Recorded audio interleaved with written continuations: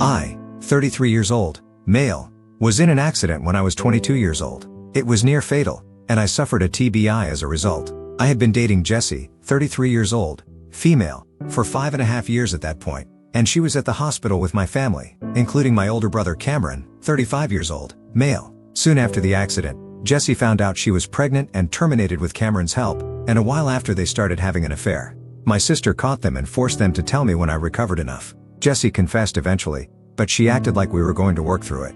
I made it clear it would never happen, and I told her I never wanted to see her again, and I wouldn't be going back to our place ever again. Cameron tried to shame me for that, but I kicked him out and refused to see him. Our sister let him know he was dead to me, and I'd never forgive him for it. For a while, he let me work on recovery, but he tried to make amends or whatever. But I rejected it, and then I found out he and Jessie were together and expecting a baby. The whole thing made recovery so much worse, and my sister was honestly the best support and only person I fully trusted through it all.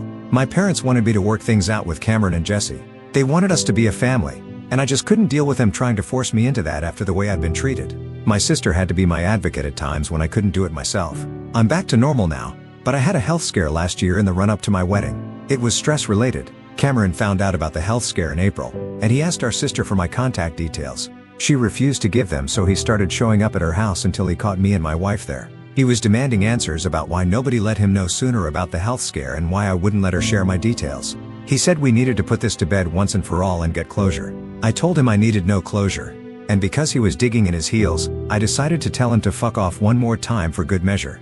He told me he and Jessie both need my forgiveness, and they need me in their lives because their kids ask questions, and it sucks not having answers. I told him I'll never forgive them, never let them back into my life, and fuck him for putting his kids' questions on anyone but him and Jessie, and I told him I'll never give him the comfort of closure. I said he should try being in my position 11 years ago, and then have the people who stomped all over you trying to demand forgiveness and closure. I told him to get over himself. My sister had to call the police to make him leave. He would not go. She heard from him afterward, and he was ranting at her that I was willing to die spiting them and it's wrong, and if I'm happy I should move on and forgive, etc. She blocked him and told our parents she is completely done with Cameron too. They're so upset over what happened, and they asked me if there was nothing that could be done to make me forgive. That they hated keeping my health scare from Cameron and would hate for him to miss out on saying goodbye if the worst happened to me.